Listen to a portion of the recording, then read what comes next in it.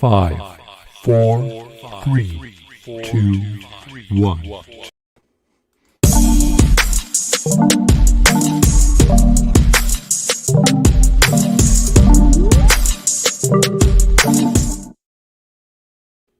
Hey everyone, you have tuned in to Saturday Science Chats, and today we have a great show today. I've been looking forward to this for quite a while. We got a great critical thinker on today, and he's coming up real soon. I see him in our green room. Today we're going to be talking with Dennis McCarthy about the book or books North by Shakespeare and North of Shakespeare. It's going to be a total different departure today, but it's all critical thinking. This guy is a great critical thinker. I'm a real fan of his work in general.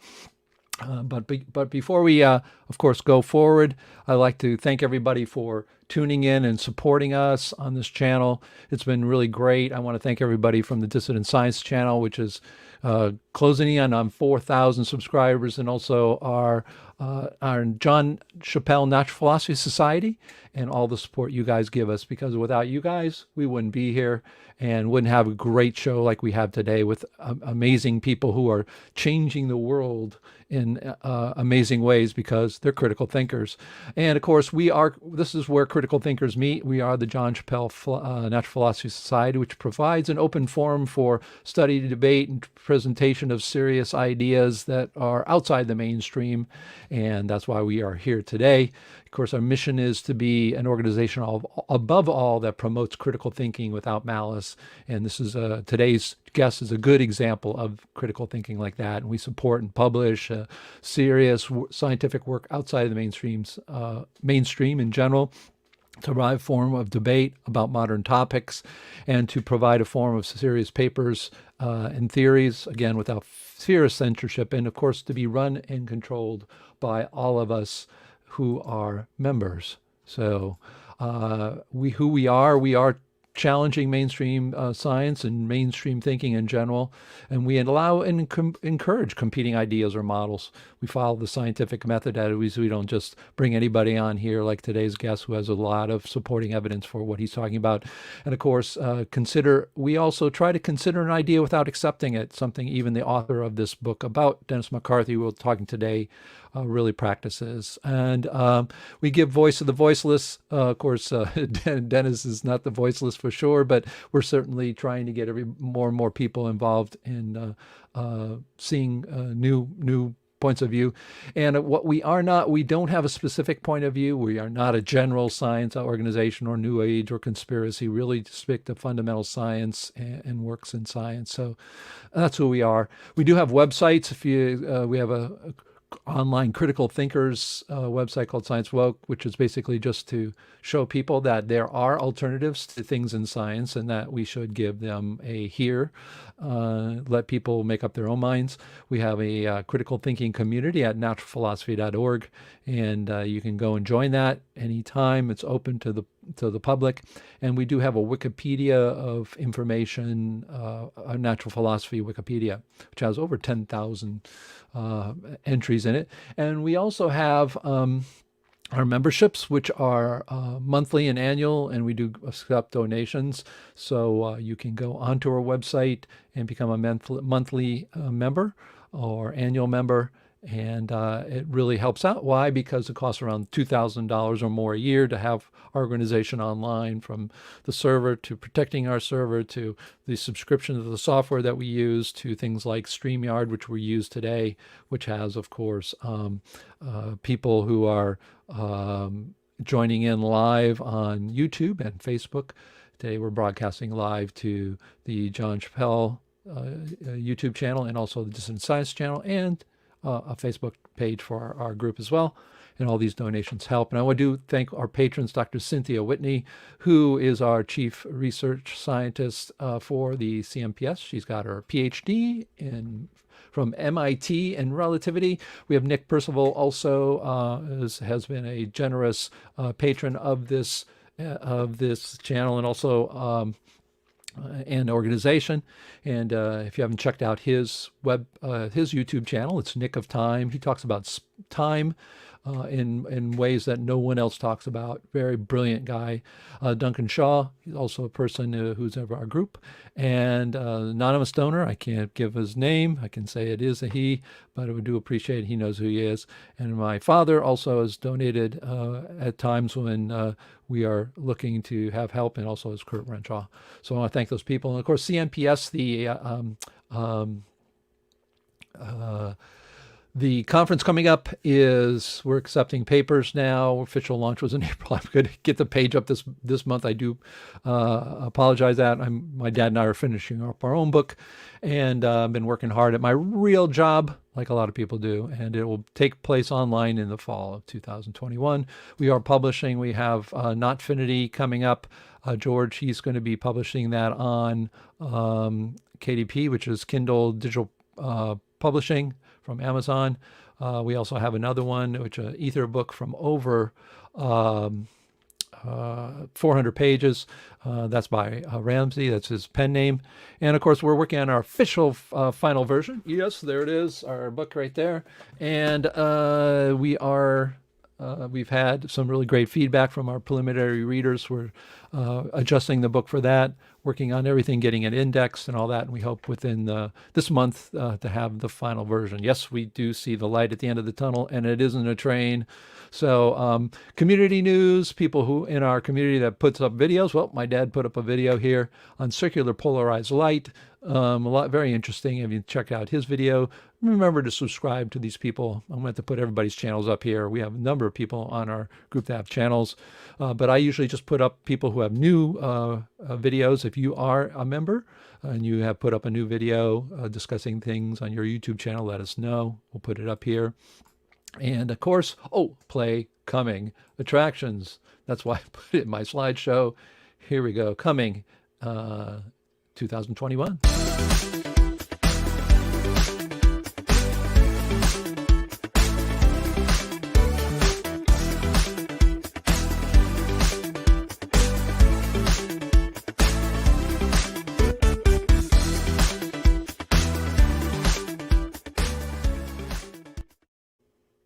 Yes, we do have these people coming. Next week, we'll have the Eric Reiter talking about his threshold model, quantum mechanics, where he says it doesn't work. And if you don't think he's a real scientist, get your hands. Look at this lab, man. This is so great. I love this picture of Eric's work. This guy gets down and dirty. Oh, I guess there's a roll of toilet paper down there. This is like the quintessential critical thinker out there. Be really interested in his talk next week, so you want to come on by. And we have also the finite theory coming up. Phil Borkert, we're getting that lined up as well. And been talking with Steve about his book, Disruptive, Rewriting the Rules of Physics. That should be coming up. Of course, if you are interested and want to talk on our channel, we welcome critical thinking, and that's what we're here for you guys. So that's our sort of community news for today. And we're going to start. I'm going to introduce our speaker for today coming up here. And I got a few things to say before give you some context before he comes up here.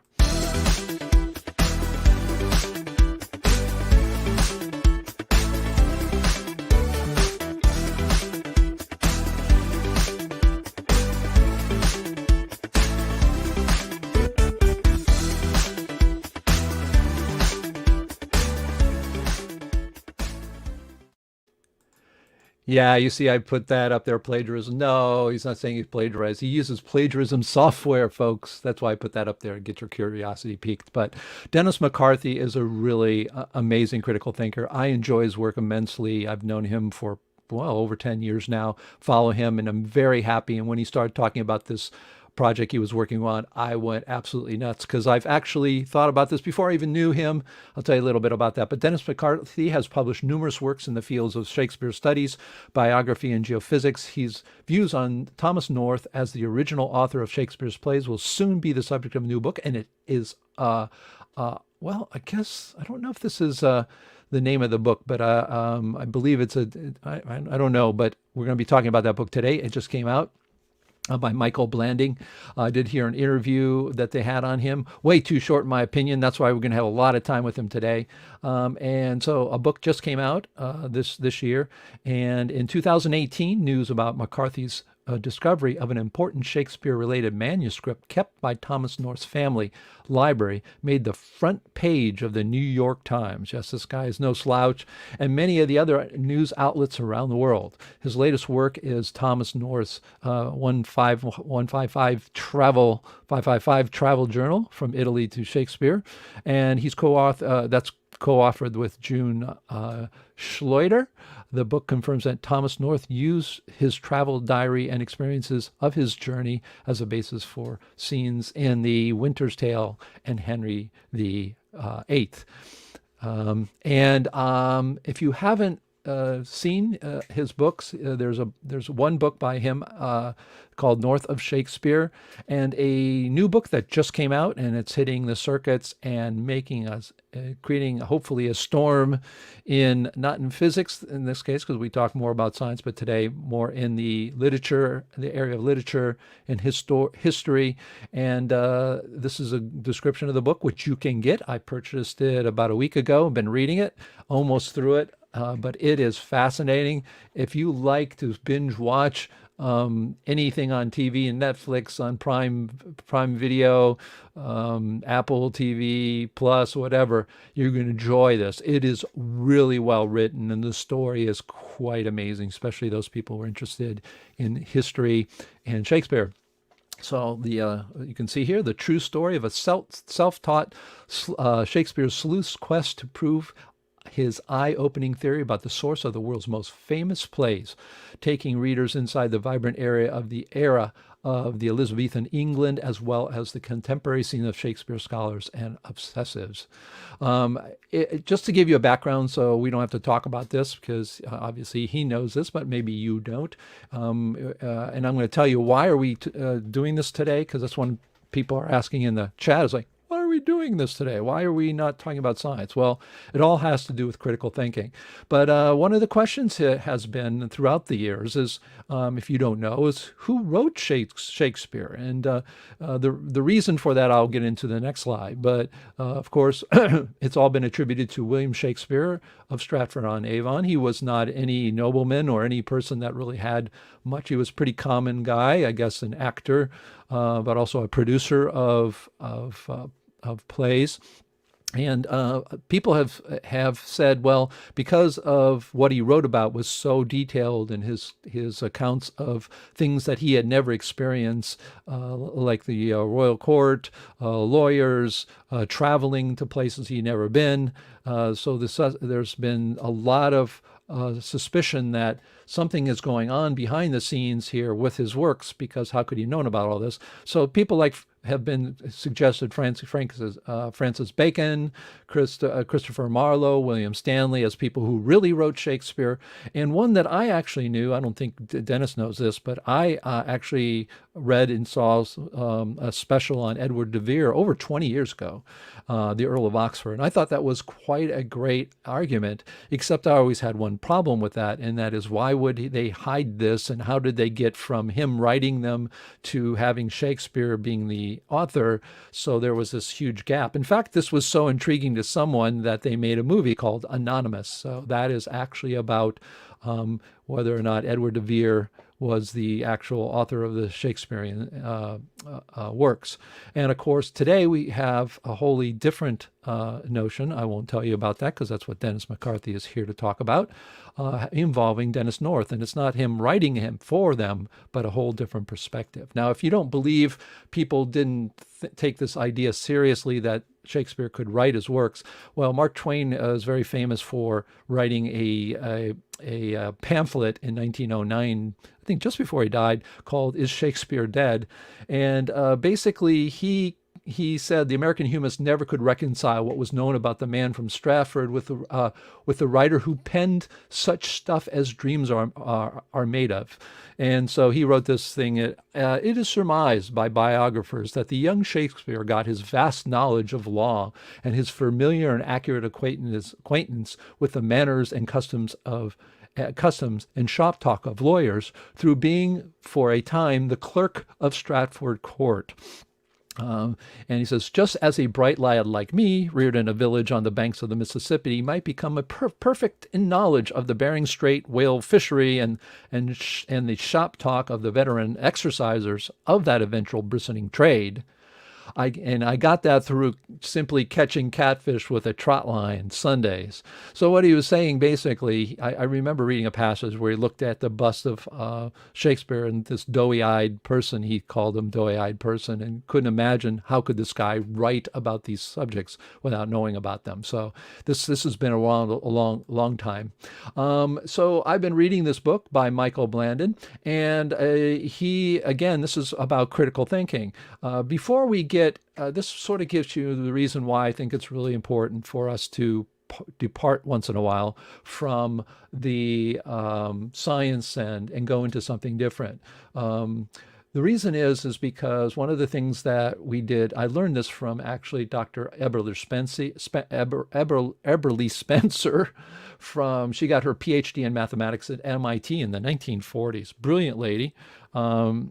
She did a lot of work in the area of critical thinking and physics. especially with Maxwell's equations. Well, she would bring in somebody once in a while that was sort of off topic, that wasn't physics, wasn't cosmology, wasn't philosophy. And the reason is because the truth is, I myself, like many of you who are critical thinkers, don't just keep our critical thinking into the basket of science. It's not the only thing we do, that we think of other things. Once you get sort of hooked on the idea of trying to find the truth instead of trying to tell people how smart you are, or you have an ego to protect, or you've done work on Shakespeare, or you've done work on the Big Bang or relativity, and so therefore you must defend it instead of looking for truth. Once you get on the path of looking for truth's sake, and have the ability to change your mind, and that's what this is about today. So it's a way to get away from the physics and cosmology today, talk about some topic that's just as interesting, and see critical thinking and all the same things that we apply to what we look at, in this case to literature, in this case Shakespeare. And the author here, Michael Blanding, talks about, well, why did he write this book? He said, on page 10, you might want to know what's this page 10, location 114. That's today's ebooks, folks, from my phone, literally. And I brought it up here. And he says in a passage, I had no idea how this chance meeting would start me down a path to trace a literary mystery that I'd follow, along with McCarthy, Dennis McCarthy, our guest, for the next 5 years. So this is 5 years ago this started. And then he says something on my page 12, location 135, something that is really, really important. The thing that we all should say, the thing that Aristotle said. Says, in more than 2 decades as an investigative reporter, I've learned not to dismiss any story out of hand. So that's why we're here today. It's critical thinking at its best, and it gives our outside it exercises that part of our brain of critical thinking and saying, okay, hey Dennis, show me your evidence and let's see what you have to say. So that's what we're doing today. And at the end of the book, going all the way to the end, this will get you an idea of what Michael Blanding came to after being with Dennis for 5 years. That's what they said, at least. He said, or perhaps, this is the very last sentence, and it gives you a clue to what Michael Blanding thought after this long journey. And we're going to be talking about, Dennis will be talking about that today. It says, or perhaps the passage in the play has nothing to do with Thomas North, meaning he's saying that, well, the claims that the passage in the work of Thomas North has nothing to do with Shakespeare. So he says, or perhaps the passage in the play has nothing to do with Thomas North, and Shakespeare just independently conjured up the name Antigonus, the shores of Sicily, the storm, the sailors, the lost daughter, and the bear. Just another set of coincidences. But that doesn't seem likely. Exit. So I think that's and he does have a website. You guys can check it out. Sir Thomas North. He does some comparisons of the work he finds. I'm not going to talk about that today because he's going to be talking about, we're going to talk about a lot of things. So you can check out sirthomasnorth.com. And the other last thing is confronting the mainstream before we bring him on. This is another reason we're talking to him, because when you have an idea that's better than the Big Bang, perhaps, or you have an idea that's better than the quantum mechanics that people have today, or for light, or whatever it is, you're always going to be confronting the mainstream. And during this journey, here are a couple passages that I thought were very interesting. And if you people who have been fighting mainstream science and trying to show them all the problems there are, maybe this will ring true for you, and you'll understand why we have a kinship with Dennis on what he is doing. He says, as compelling as this theory seemed to me, it's clear that McCarthy has a tougher climb to convince mainstream scholars.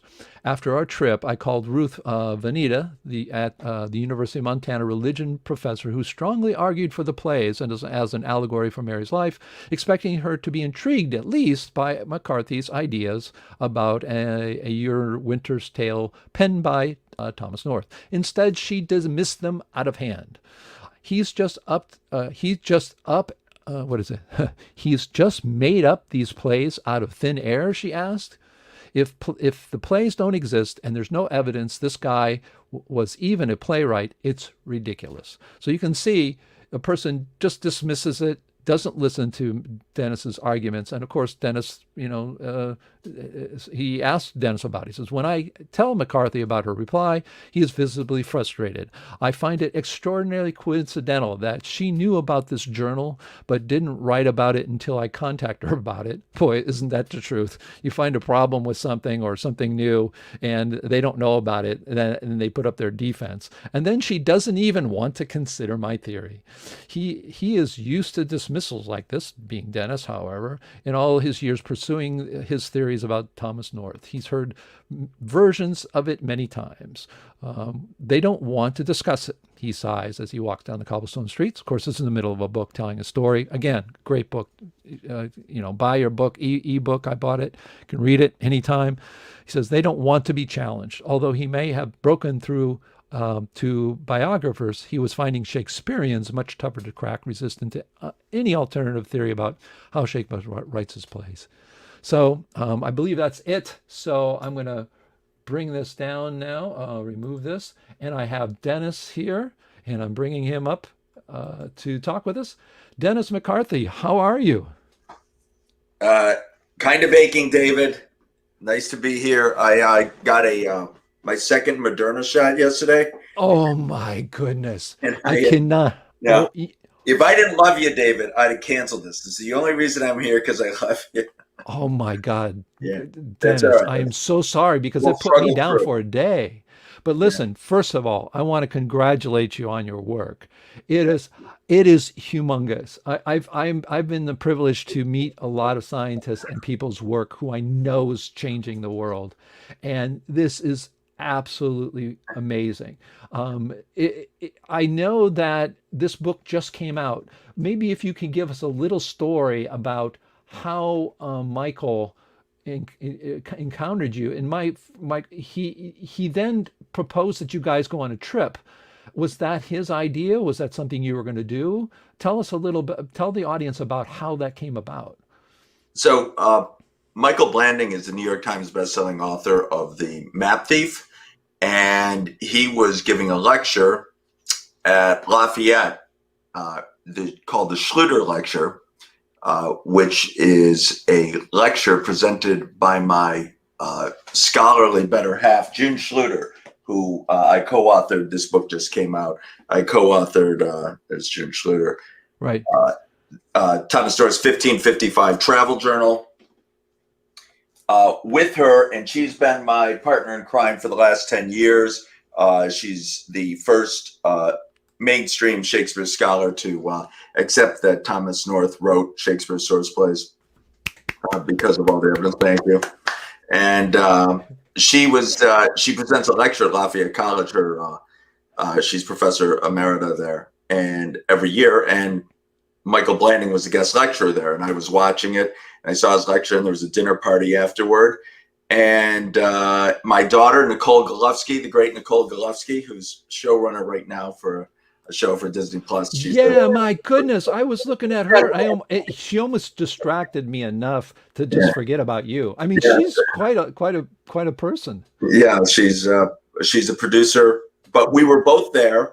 And we finagled so that he would have to sit next to us.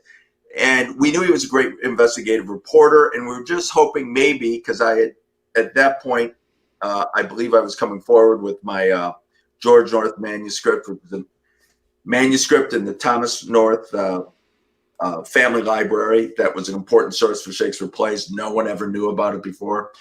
And I was hoping maybe I could get some kind of story on this Thomas North discovery, maybe that North family manuscript that was an important source for 11 Shakespeare plays, and talk him into writing about it. And he turned out to be a fabulous guy, a great drinking companion. We went out to have some drinks. We talked about a lot of subjects, and then I brought up my story. He didn't believe a word of it at first, and then little by little he came to believe it. And then he wrote the article that was on the front page of the New York Times and made news reports around the world.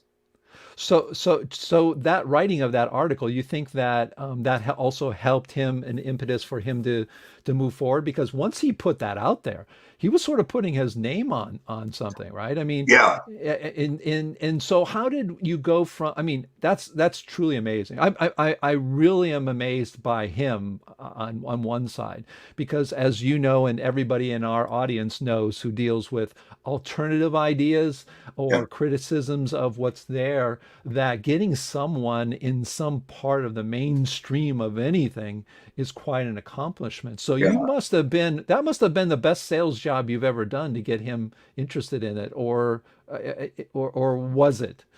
Well, it was sales in the beginning, but only slightly in the beginning. And he knew it was sales.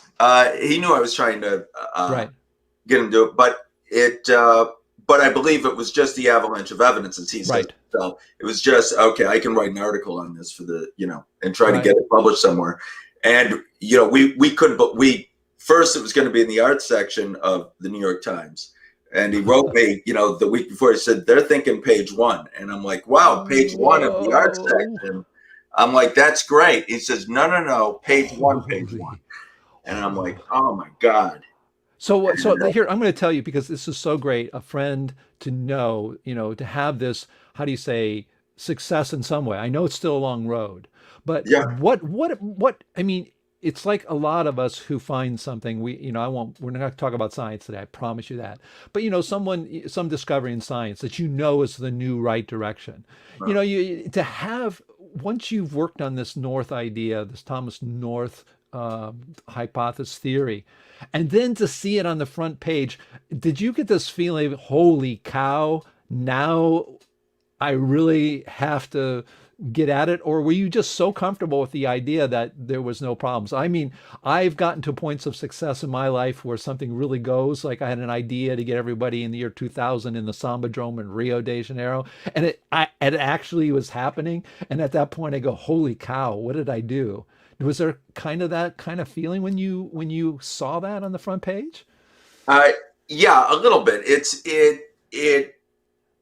I knew it was a giant step forward to getting my entire theory accepted, which, by the way, is just simply that Thomas North wrote Shakespeare's source plays. We know the source plays existed. There's always been records. Scholars, conventional scholars have always known. Editors, if you look at any Hamlet, if you look at the front of it, and they talk about the sources, they refer to an early Hamlet, an Right. Hamlet as it's called. There's an early Romeo and Juliet, an early Merchant of Venice. We know this because there's records of these plays. There's references to these early versions of Shakespeare plays long before Shakespeare could have written them, when he was a child still living in Stratford. And so my argument is simply that Thomas North is the author of those early plays. And I've got it 6 ways to Sunday. And that's why all of his passages still remain in the Shakespeare canon. That's not just in the Roman plays, but in all 37 plays. And they come from all of Thomas North's writings, including texts he had never published, like his Right. journal. And Right. like Nepo's Lives, they were appearing in plays before he published Nepo's Lives. So it's quite obvious you need someone, and we now have records that Thomas North was a playwright as well, writing for Leicester's Men. So all of this comes together that, he's obviously the author of this original Hamlet and this original Romeo and Juliet. And that's all I'm saying. But they're going to have a tough time because it starts giving credit that conventional scholars had always accepted that there had been source plays, but they never really considered the fact that a single author wrote them all. Yeah. That's their problem, because then that becomes that kind of shifts a little bit of credit or gives some of the genius to Thomas North, who's the originator. And it's really based on his life if you read North by Shakespeare and his passages. So I just want to explain that theory. Yeah, I mean, it was fascinating. The book is just so well written. The guy writes well. Yeah. And I mean, I just got through the journey because I'm a busy guy, but I got through the journey, your first journey with him going and through Italy, right? And all Yeah. the places. And it must have been amazing. Was this a something you were going to do, or was this suggested by Michael, or No, was it? Michael decided to Michael wanted to do it because he got the contract for the book, and he didn't want to just be sitting across from me at a table, just asking me questions. And he thought that would be, being the places that Thomas North visited, like Mantua, which then ended up in the plays and the journal entries that then ended up in the play. We went to England and we visited Kirtling Hall, the North family estates, what had been the North family estates at the time. Was that the first time you had been there? No, I had been there. It was the first time I'd been to the places in Italy, but not the first time I'd been to various places in England. So it must have been, so he was literally in Italy walking with you for the first time through all of your work in your head, right? Right. I was really amazed at how he would be walking with you, and you were going around almost schooling people who were there, who lived there, on what was going on. The other thing, what was amazing to me, was how your ideas of, for instance, what was the name of the work that is the one specifically with his travel, the Tales of, with the Italy trip that you did? This one, Thomas North's 1555 travel journal. Right, exactly. And so I thought was fascinating how you were answering all these questions. Yeah, there's a lot of mystery. All of these. And I mean, and when I read them, they made total sense. It must be amazing to see those things fall into place that scholars for probably hundreds of years have been trying to figure out. Yeah, yes, for example, why is Giulio Romano, a Renaissance artist, why is he discussed in The Winter's Tale? And at the time, and for 100 years, scholars were saying, oh, well, Giulio Romano never did statues and never worked on statues. And in The Winter's Tale, Giulio Romano is recognized as an artist who created the statue that is in the climax of the play.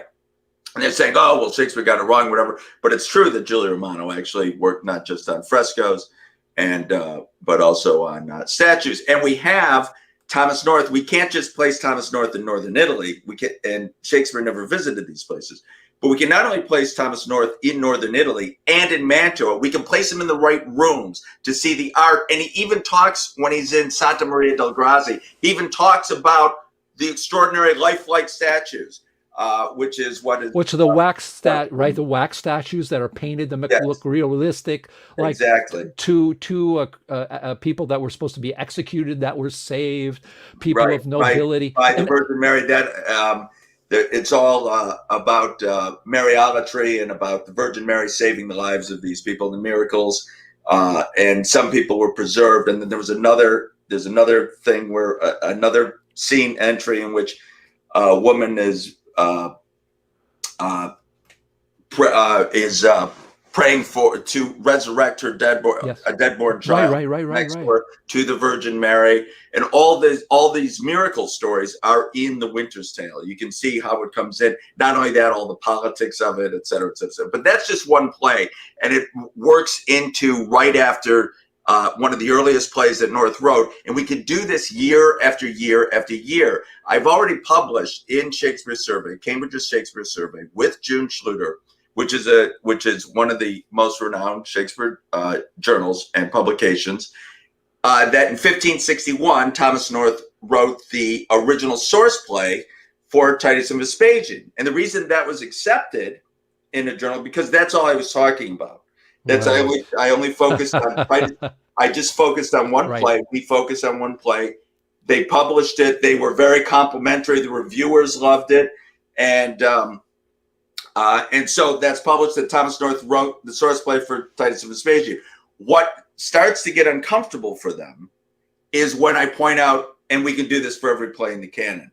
He literally wrote the source plays, and Shakespeare's adapting the source plays for everyone. Now, a lot of people should have lots of questions about that. Like, why didn't we know about this before, et cetera? And I can answer them all. And it's very simple. Go and ahead. there's no conspiracies. No, Uh, a couple of things because there's so many questions I have.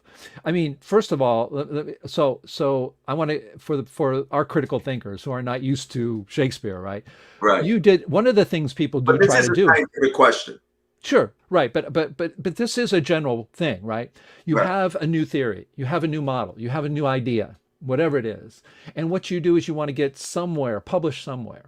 Now, Dr. Cynthia Whitney, who has her Who I PhD from love, by the way. I know Dr. right, she is just Love I her. love her, love her, love her. Yeah, and Well, brilliant. she has done the And same brilliant. thing. She knows, okay, she's got her bent. I'm not gonna, I promise not to talk about these things, and I won't. But she's got her bent on what she thinks about something, and she knows that the mainstream is going to like some of the things. I mean, the first thing she did when she got out of got her PhD from MIT was apply what she learned. It didn't work, and that's what got her on the trail. Well, she would publish. She would come to our conferences once in a while. Says, "I succeeded in getting published in the chemistry journal, blah blah blah." And how did she do that? She only talked Right, about about one a thing. Right. specific thing because if she were to open up all of that, it wouldn't have been published. So one of the questions, so that's what you did, and essentially what you did, Exactly the right? same thing. Okay. Now my question to you is, and everybody's question would be, and this is what you hear all the time with people who are, how do you say, who work on their own, independent researchers. They go, why do you, Dennis, know this stuff? How come you, out of all these amazing, huge super brains who are in the universities, who have studied Shakespeare all their lives, how did you find out about it and other people didn't? That's an obvious question. You say you Right. have an answer. So what is, tell us about that. Right. Well, there are a number of reasons. First of all, before me, there was no such thing as a Thomas North scholar. No one had ever studied his life before. No one had ever studied his translations. They had known that Shakespeare had used, or believed, they believed that Shakespeare used Thomas North's Plutarch's Lives, one of his translations, for three Roman plays, Julius Caesar, Coriolanus, and Antony and Cleopatra. And that's what they knew about him. And then they knew minor points about his life.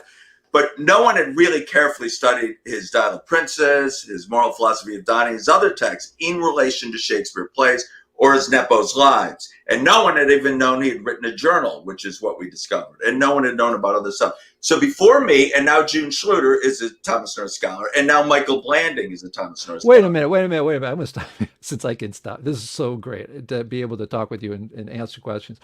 Are you saying that you were the first sort of Thomas North scholar, and now there are others in Well, more? I'm saying the author, Michael Blanding, and my partner, June Right, Schluter. Now right. there's three in the world, and Okay, and hopefully there will be more. okay, And once okay. that occurs, there's just going to be more and more stuff found. But we already have this locked 6 ways to Sunday. We have marginal notes in one of his books. We don't just have his journal being used for the plays, which are unpublished. We also have marginal notes in one of his Dial of Princes. So we have a copy of his own published book, Right, Dial of Princes, which he then started marking notes, which right. he used as a workbook to write two plays, Arden of Feversham, or to revise, I should say, a number of plays, but So, including Arden of Feversham, Taming of the Shrew, and so other how works. did you, Dennis McCarthy, become Thomas North interested in all this?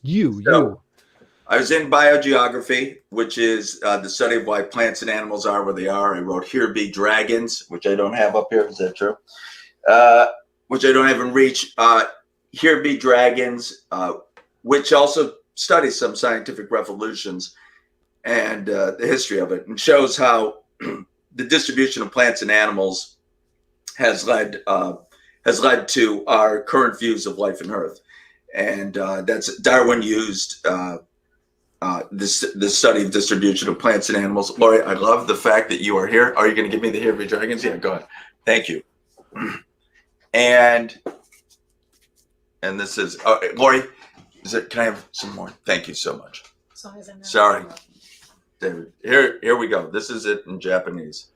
oh, in Japanese. Oh my Yeah. gosh, All that right, is and so there, cool. where are we? Here Be Dragons. All right. Yeah, Here yeah, Be yeah, yeah, yeah, yeah. I'm familiar. And I wanted to show and I was thinking of possibly a chapter in that, or possibly, or in a biogeographical essay, that the same things that work for species, that how they evolve and move from region to region, and how they spread across the earth. The same thing happens with ideas. You could study religions in the same way, with evolutionary offshoots of different religions, and languages as well. They spread across the earth, and you see various languages evolve in certain sections when they reach certain sections. And I want to give that to the entire history of some particular idea or work of art. And I chose Hamlet for that. I wanted to give the evolutionary biogeographical history of Hamlet. How did all of the ideas that ended up in Hamlet, how do they all end up in London? I mean, there's a Danish, it's a Danish legend that moved down to France, and the story moved into England, and you can trace its steps, and it evolves. The story changed as it moved. And there's all sorts of other ideas. There's ideas from Marcus Aurelius and Guevara, and all these other classical ideas on life and death and love, etc. Plutarch is in there. There's a story of Plutarch. How did all these ideas end up in London and in the brain of one person? And as I was studying that, and I was just going to give a biogeographical history of it, as I was studying it, I realized that all the scholars, every time you're looking at the sources for Hamlet, people talk about this earlier play, this earlier Hamlet written in 1589. And the reason we know about it is because a satirist at the time, Thomas Nash, had written about it, and written about this English Seneca who had written this early Hamlet. And so it seemed, and he called him English Seneca because this earlier playwright wrote plays in the Senecan style. And that's part of some of the influence that you see in Hamlet. So I was going to have to explain that actually the story first came into the brain, and the Senecan influence and the Senecan plot lines first were put together in the brain of someone else. And I was desperate to find out who this English Seneca was. And I used databases, which no one had access to before, large literary databases, in early English books online, to trace down exactly what Nash was talking about, who he is referring to as English Seneca. Wait a minute. I want to stop you there real quick. Now, you're saying that you had access to databases that other people didn't? No, what I'm saying is that just within in 2006. So they just opened up to the public, right? That the access to these databases that were just coming out. Everyone has access to early English books online. Sure. If they can get onto a university press, or there's actually even some open access to it. But before then, no one could have ever figured this out. So that's, if you're wondering why it took till the 2000s to figure this out, you needed these databases. So the two things came together. One, you have really a love of the reconstruction of history of how something got there. I know one of the reasons I'm so fascinated by this is my master's is in linguistics. I work with computers and human language. We are working with text all the time. My job right now, my friend and I came up with a computer language called NLP++ to write programs to read text like humans do. So I've been working in this area. One of the things in linguistics, interesting enough, is called historical linguistics. People say, for instance, we don't have any living or never have any written knowledge of Indo-European language. There's none. What that is coming from is that linguists look at all the languages, where they are, all the sounds, and you do what we call reconstructive. Yeah, that's exactly right. Yes. And so that's something that you enjoy. This is something like your brain just does. So you put that idea of trying to here's something that I'm going to pick. And I did science. Now I'm going to pick something in the arts, literature. You pick Hamlet, and then you say, okay, how did this come to pass? How did this get in one person's head? Well, I'm going to go back and reconstruct it. And then when you did that, you're also saying that in order to have done what you have done, it couldn't have happened until the advent of having all of this text digitized and being able to do. Right. So maybe we can talk about that part of it. So you were doing it, you didn't really know what to expect. Then all of a sudden you have this access to this immense amount of data. And now you can say, without having that and the tools, the plagiarism tools, for instance, that you were using, we wouldn't be talking today. There would be no book. Is that right? Yeah, probably not there are two things. There's the databases and the database search, which led me to discover that Thomas Nash is referring to Thomas North as the original author of this early Hamlet, which no one denies exists. Right. Someone had to write it. All I'm doing is giving you a name. Right. And he does it by quoting his work, and he puns on his name, Boreas. He refers to at one point. He refers to Plutarch's Lives. He refers to the ape and the glowworm story. He's constantly referring to this translator who other people are following, and he quotes his work. And when you put the line in, only one word comes up, or one work in the work that's following him, and it's very obvious what he's saying. Once you have these databases and you have these. We couldn't understand these references. Even the top scholars of today couldn't understand all of the literary references that Nash was making because their mind isn't soaking in this, in this Elizabethan milieu. But so in any case, you find out that it's Thomas North. And then what I did next was eventually, within a few years, I put all the works of Thomas North and all the works of Shakespeare into plagiarism software, and it's just passage after passage after passage after passage. There's a number of reasons, and there's a lot of smoking guns. But if you go to sirthomasnorth.com and just scroll downward see all of the passages, it's literally hundreds, and I only have half of them up. And you just have to get to the bottom and just saying that's all Thomas North on the left and Shakespeare on the right, and it just becomes. My question to you, it's every play, and it's everything North ever wrote. Other than that, you don't have much evidence, right? Right, and then his life, and it all comes together at certain times in certain years. So it's an extraordinary confluence of evidence, so that you have what Thomas North is doing at the time that ends up in the play, what he's writing at the time that ends up in the play, and we could do this year in, year out for 50 years. And all I'm saying is that the author of the plays we know existed, the author of the earlier Romeo and Juliet, the author of the earlier Merchant of Venice was Thomas North, and they don't even have a candidate for it. Right, I know. Hoping to God it's not the same guy, and it is the same guy. I mean, the evidence so strong. So I got another question for you. So Michael, who wrote the book that just came out, he obviously, you said, when you sat at that table and you're basically pitching him the project, pitching him to do something, to write something about this. You said eventually. Really doing. I was just telling him, I got this. I know. A little more subtly than that. That's but right. Yes, he knew. Yeah, I understand. Because I made a documentary film. I had to go around, subtle, stuff as well. And the name of my documentary wasn't going to win anybody's hearts. So, what? Yeah, right. Yeah, I won't talk about that. But when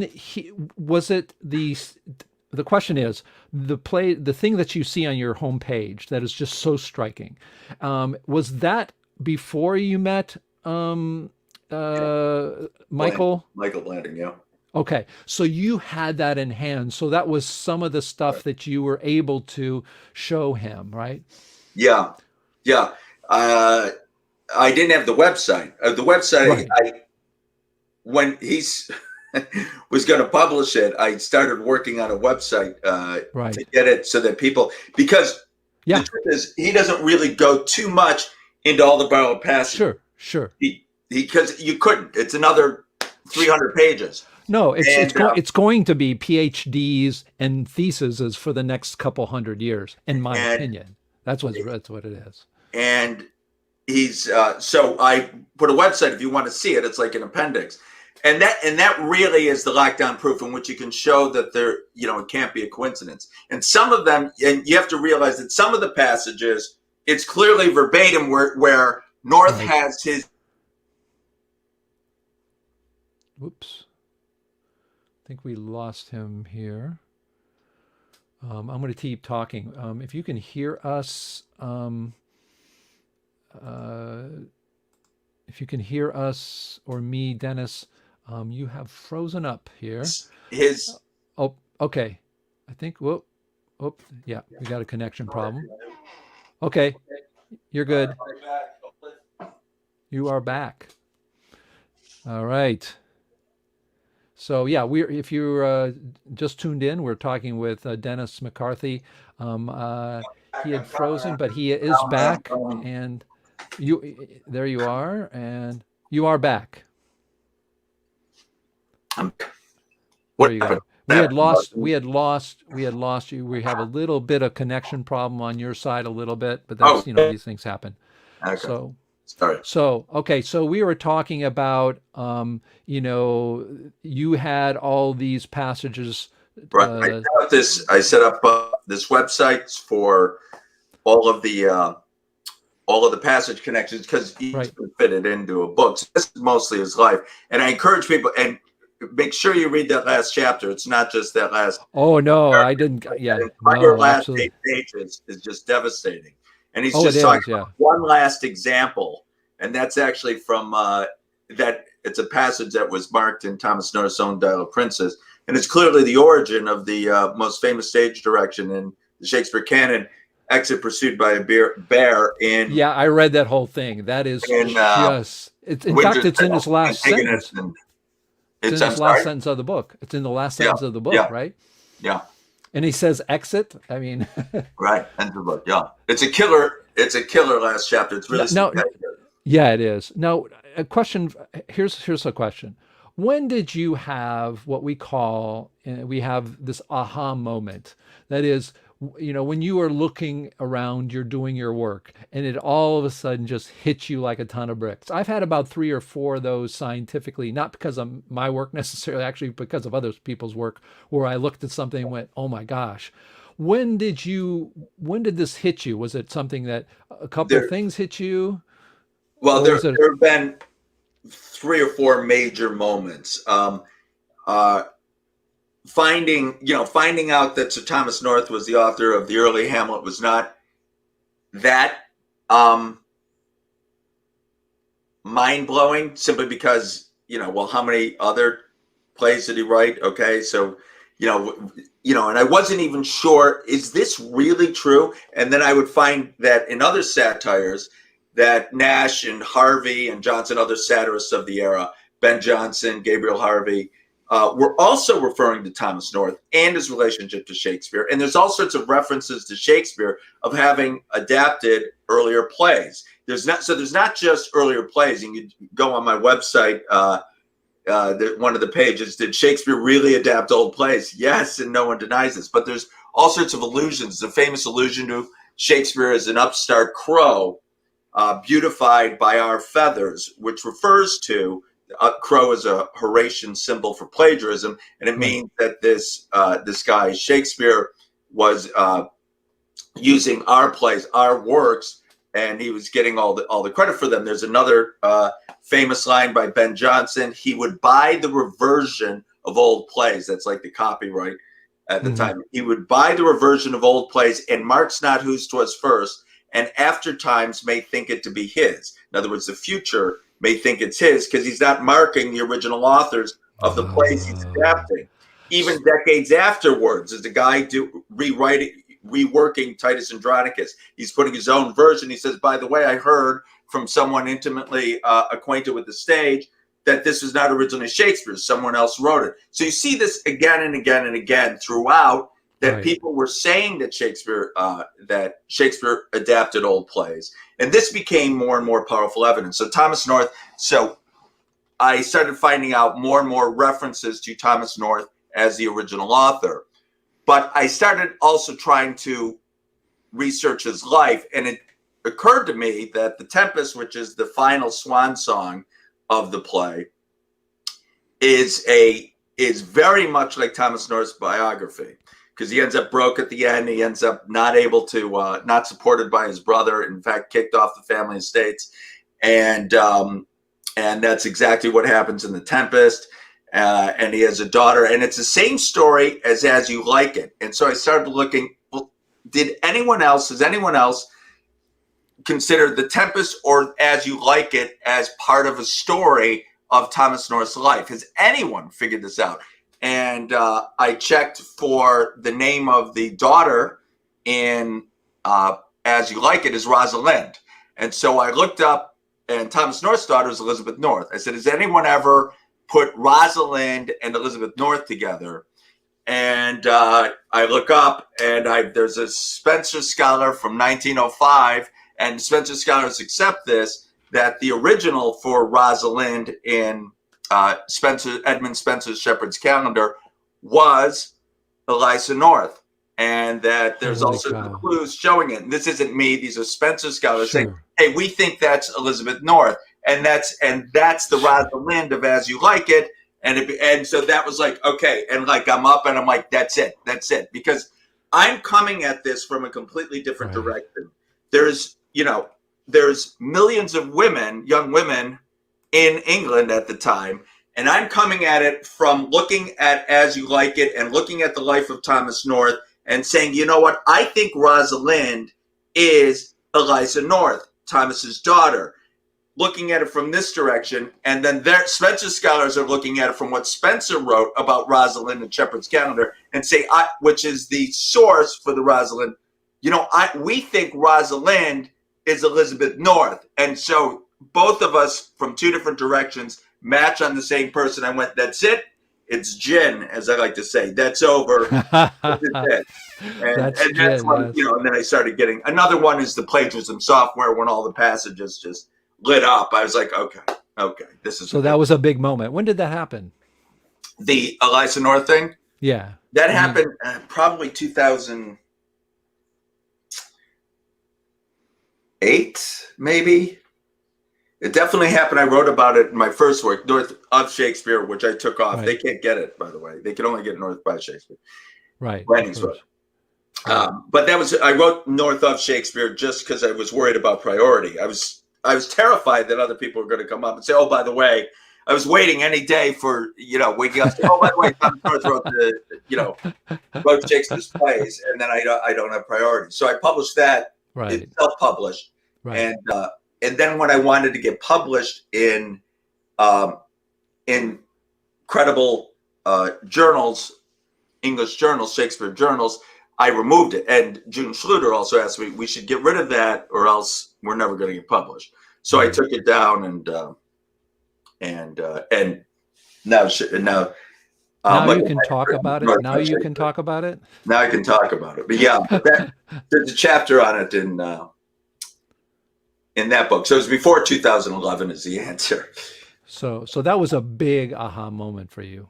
That was a big aha moment. The plagiarism software is a big aha moment. The George Earth manuscript, the journal and the things, Norse journal and its use in Henry VIII. So we had this 6 Ways to Sunday, and this is just in 2015 we discovered, and we have the George North journal, and now we discover and June. Tell us, I know you're going fast here. Sorry. Tell us about. No, it's okay. It's okay. So talk about the North Journal. Now, I have a lot of questions. I mean, is this something that happened because of your curiosity, you going searching out? Did somebody else find it? Tell the story. June because Schluter's my partner, June Schluter, who's one of the greatest people alive, and she's as good a person as she is a scholar. Her husband found notice to a work, I believe it was at Huntingdon Library, that a manuscript that's called Sir Thomas North, His Life, His Travels, and it was his journal. And neither of us, June Schluter really couldn't believe it. And I was like shocked, and I tracked it down. I tried to find, and the night that she sent me the email, it was an exhausting night. I worked 16 hours on this. I've been working over 12 hours a day on this for years and years and years. There's no days off. And it was a very exhausting day. And she sent me this like in the evening or 10 p.m. And I traced down the journal, and then I started searching, and I was up till 2, 3, 4 in the morning because I found there were excerpts of it online. Someone had published it in the 1770s, had found one of the copies of the journal and published it. And the first published of Thomas North's journal was in 1770s. It had a little bit of the beginning of the trip. And so I just found that, I just consumed, I just read it. And then within a few months, they actually, at Sotheby's, they sold the original. They were selling the original. I might get this wrong, or it was just the year before. But they sold the original of it, but they didn't know when they were selling the original. They didn't know that it was Thomas Norris. They didn't. Why didn't you buy it? I was thinking of doing it. They ended up buying it. They said $5,000. Oh my gosh! They were thinking that it was going to go for. That was the my price. goodness. No. So what happened? It had just been sold 6 months before, and I was going to try to go to them, whoever bought it, which was Lambeth Palace, Right. and buy it from them. I think that's the story. I remember trying to buy it, but they ended up buying for $50,000. And there's a lovely guy there named Giles. He said, "Well, we never sold it to you," but they didn't know how important it was. You imagine how much that's going to be worth? I know. I mean, that's going to be, it may be rarer than Shakespeare stuff. It is. It's used for what it calls. Yeah. So did that whole thing then get digitized, the entire thing? Or was it already? Or not? No, it was. So since Google Books did that phenomenal right digitization of all known works, so there's some parts of it that were digitized. And how did you get a copy of it then? I mean, how did you work on it? I asked. I went to. I had what I typically do, and what I did with the George North manuscript, what I did with Roger North's household accounts, etc. What I typically do is I pay someone to take pictures of every page. Oh, okay. And I'm pretty sure that's what I did. And they so how many pages were? Hundreds. Hundreds. Oh, gee. Right. Wow. Is that and the person was going through an actual book? The actual book? The actual thing, taking a picture, and I get a PDF of it, and I do that with other works as well. They send me all the documents, but it costs money to do. Yeah, of course. You know how much money I've made on this discovery so far? Does it start with a negative sign? Yes, it does. That's so sad. It's so sad. But I'll tell you, what's amazing to me is, I mean, the evidence is overwhelming. It's like other things that I think in science that are outside mainstream that are overwhelming. Again, I promise not to talk about those things. But once you see it, I mean, you can't unsee it. You can't unsee it. You just can't. Now, tell me a little bit about another fascinating part for me, especially, is the plagiarism software. So you basically what you're saying is a lot of things that even like my father and I working on a book about a model for the universe, et cetera. Yeah, there's a lot of things we could never gotten to because he had to do calculations that a home computer can do today that you couldn't do before. Tell me a little bit about how did you come across, first you got the text, and what was the idea about plagiarism, the software? Explain that to the person who doesn't know what that is. So it's what teachers often use to try to catch cheating students. But the software that I use just goes through and you can search for 3-word strings, 4-word strings, 5-word strings, 6-word strings, etc. And just if they have all the identical matching strings of words will come up. Now, anytime you do this with any two large works, you're going to find lots of little innocuous phrases or even lines. You might get up to 5-word string if it's really general, like "Hey, how you doing?" or something like that. But there were just so many that did come up, and then when you check the context, you realize that the author of the plays is, when he's writing the passage, is recalling the passage because it's on the same subject. So, right. For example, in Henry VIII, which is what I just did. So not only is the journal used in Henry VIII, but what Thomas Sleuth is writing at the time is Dial of Princes, and you find passages from Dial of Princes. One of them is word that might be to the prejudice of, which pops up on plagiarism software, both of them. And in both passages, both in Henry VIII and North's Dial of Princes, it's talking about the hateful heart and spleen of an elder gossip.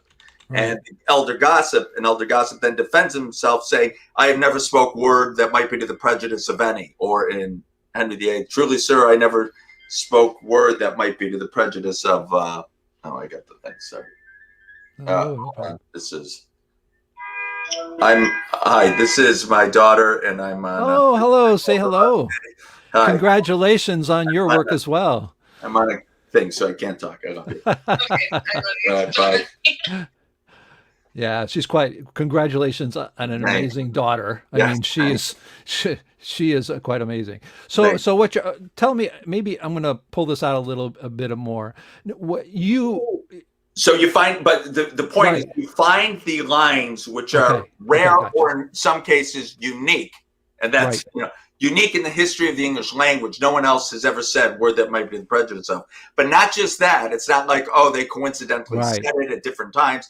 They're saying it in the exact same kind of passage. So right, here, it's not that Thomas North has the Dial of Princes open in front of him. He's just writing about a similar circumstance, about the hateful spleen of an elder gossip, and it's Wolsey in the play. And he recalls the passage he wrote, so he writes an identical line that he wrote earlier. So you find different language, And another one is, Iago's speech on the thief of reputation, but he that filches from me my good name robs me of, right, that which not enriches him. That line, but he that filches from me my good name robs me of. That right, line is essentially in another passage, which is saying the exact same thing. Again, the person is not the playwright is clearly right, recalling the passage that right, North wrote, right, and it's borrowing a line wholesale. So you find all this language. So we not only have passages, hundreds of them, plagiarized from Thomas North. We have hundreds of them that are recalled from right, Thomas North, and it right, can't be denied that they're recalled. That the playwright is doing it because he's using language that no one else used in right, the history of the world, right. and he's using it to make the exact same complicated idea. Now that's, I mean, a couple questions. Obviously, you have with plagiarism, they have their automatic tools. How much did you have to do on top of that? Because when you do that, there's synonyms, there's things that sort of word a little bit differently. The plagiarism tool doesn't go and understand these things at a story level. I know because I Yeah. write computer programs to do this. So how much did you really have to do yourself once you got clues? Then didn't you just put them next to each other and then start doing this by Well, hand? Or when you get you can in the plagiarism software I use, which is WCopy Find. Uh, but won't think of the name. I often give credit to that particular software, WCopy Find, which was invented. I can't think of the name of the inventor, but in any case, it allows you the opportunity to first just find the lines, the matching phrases, et cetera, et cetera, et cetera. And then you're able to, then there's another one where it shows you in the context, it shows you all the work. oh, okay, So you can just click on it, it flashes up in red, it highlights it, and it links to the other passage. So you see the passage and the one, you click on it, and it shows you've got two screens. You've got Thomas North's works, Shakespeare works, and it will take you right to that passage. wow. So it's really, I mean, this is really bizarre if you really think Right. about it, right? Here are these guys in what, the 14th, 15th, 16th centuries, these people are writing, right? And now we have computers that go back and show basically what people Shakespeare was doing, how, where he got it from, how and where he put it, those kinds of things. So it's almost like archaeology in some sense, right? It's just that Yeah. what you're using are the streams of letters and words on a Or page. DNA That, fingerprinting, or right, it's exactly. forensic linguistics. This Did is you this is did very much like how they caught the Unabomber, which is forensic right, linguistics, in which they were able to.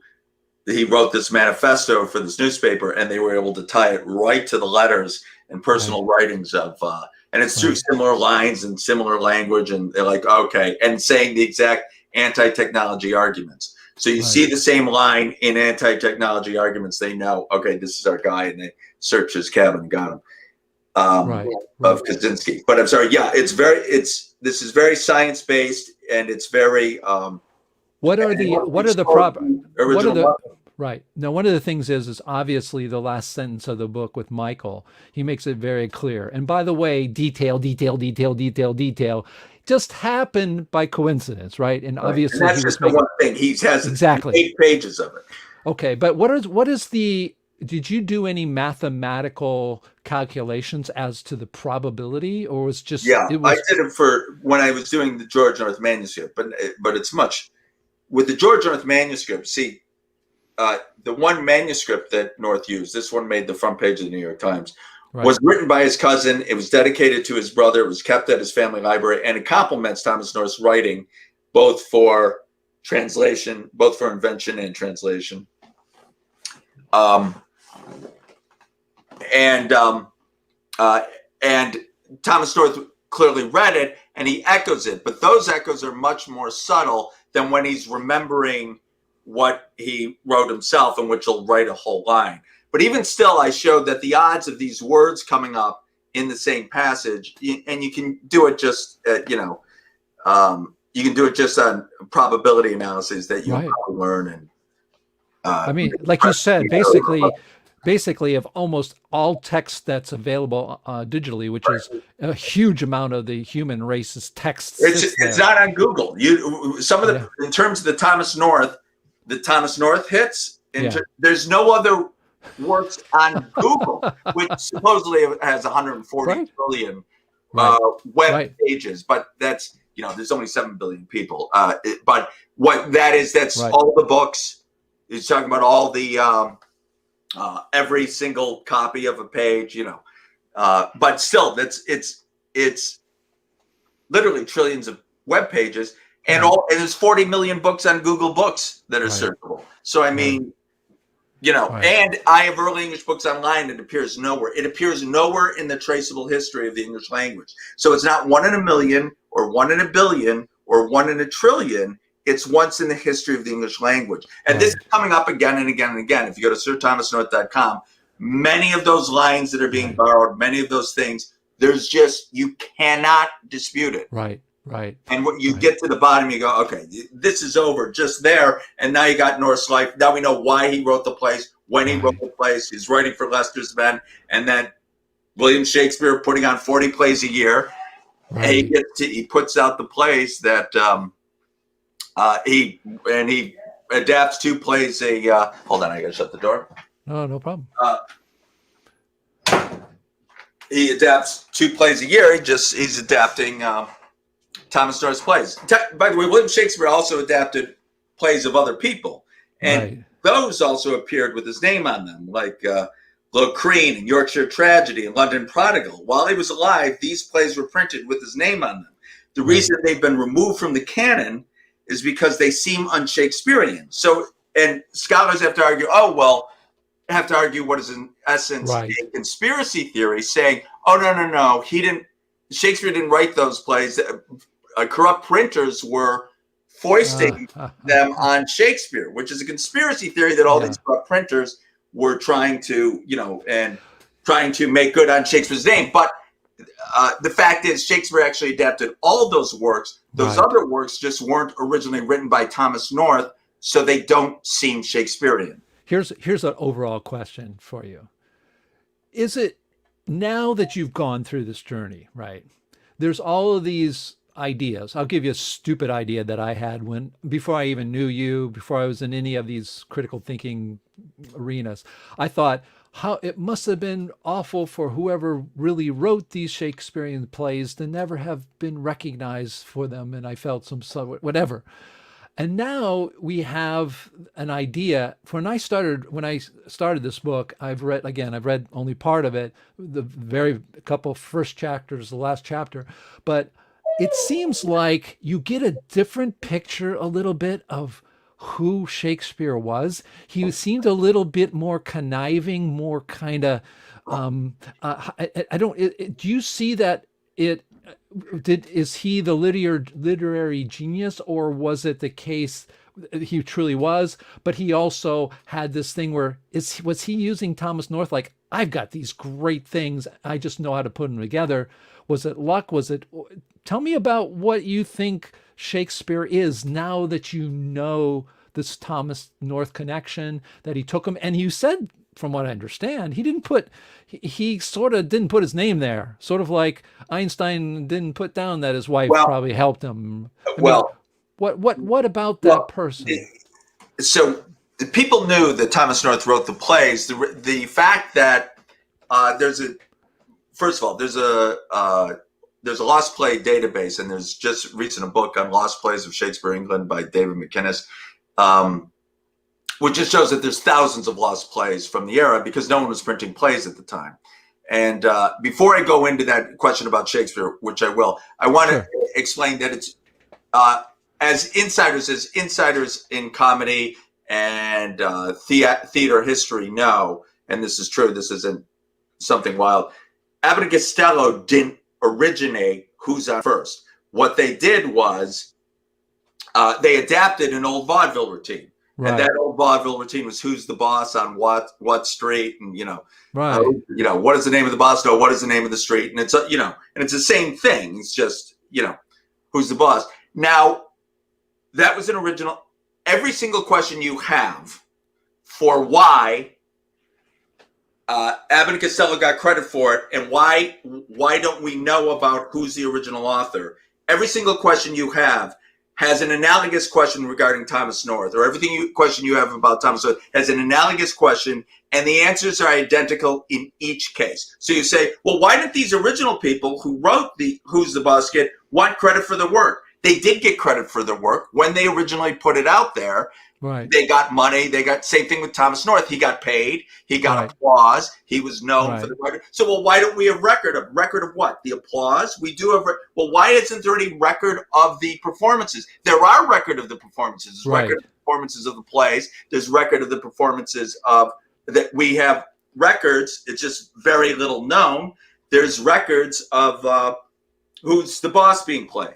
And there's records of the early Hamlet and early Romeo and Juliet. So there are records. They just didn't name the author whenever they talked about the play.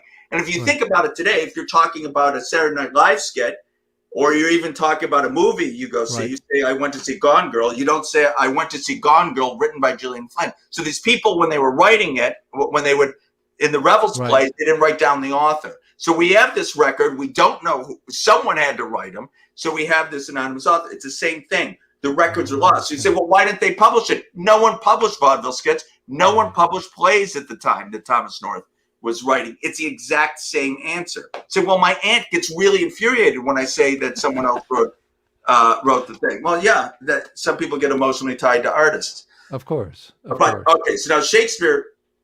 So what Shakespeare was doing, exactly like Avon and Costello, exactly like the Marx Brothers, exactly like Three Stooges, was adapting old plays. There's decades of old plays that had been written that he could then adapt and put on the stage because the public theater was just new. The first one was 1576, and in the 1590s was really when it was starting to become popular. Same thing with these old vaudevillians. They had all this wealth of comedy material, and now they're going to be in movies and on the radio. Wow. So they put it out. So it's a new medium. So they and everyone thinks Abbott and Costello originated Who's On First because they were popularized. He became popularized. So they became associated with their adaptations. So they're called the geniuses. Shakespeare, same way, was adapting lots of works, not just Norse, adapting lots of works. Other authors were also adapting playwrights of the time, also adapted lots of works. So it's not really his fault. And he would make it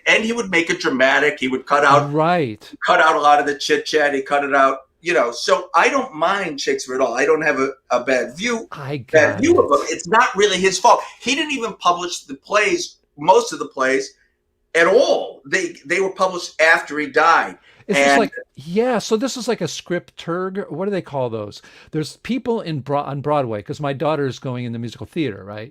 And we watched, I think it was Smash, right? And what they would do is you would be writing like, I'm writing a musical, right? And somebody comes along and we're trying to pitch it to Broadway. So they're looking at it and they go, well, for me to fill a ton of seats, we need to work, and I think they call it dramaturg. So these dramaturgs' jobs were to take the original and it may be really great, but rearrange it. Get this conflict better. Get this, and so it seems like It's what a little, is that like that? it's a little like that. It's more like a screenplay author adapting a novel. It's more like Peter Jackson and Lord of the Rings, which is the example I use quite often. And Peter Jackson worked on the screenplay and cut it down and did all sorts of stuff, and then had it performed, and then directed. And I love Peter Jackson, but he didn't write Lord of the Rings. Right. Well, it's like and it's the same thing with and Silence of the Lambs. So even if you look at the Roman plays, so for example, what scholars had known, if you look at the Roman plays and all the passages that were taken, there's not a single really anything brilliant original in Shakespeare's Roman plays that was not found originally in Thomas North's Plutarch's Lives, the chapters on Antony, Cleopatra, and Coriolanus and Julius Caesar.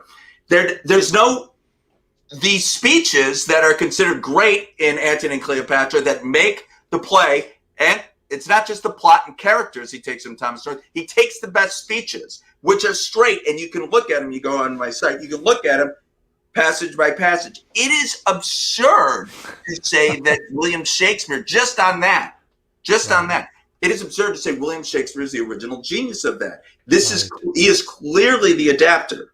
But he never published the Roman plays with his name on them. Right. Shakespeare didn't. And the first 4 of the first 5 plays he did publish with his name on them, all said, augmented, and corrected by Shakespeare, not written by William Shakespeare. So even then, and then most of the plays were attributed to him after he died. So here he was this great play producer, director, adapter, got a lot of credit. He became big when public theater became big. He was known. He became very wealthy. So Thomas North was broke, and Thomas North got his credit from the Earl of Leicester and other people, and needed the money and sold the plays. And how about this thing? What I learned in school, that this was an actor who wrote these amazing plays, and I never heard the story that he became wealthy. It sounds to me like he's super wealthy. He was the entrepreneur of the thing. He was the largest landholder in the entire Stratford area. So he was like Andrew Lloyd Webber kind of status. Yeah.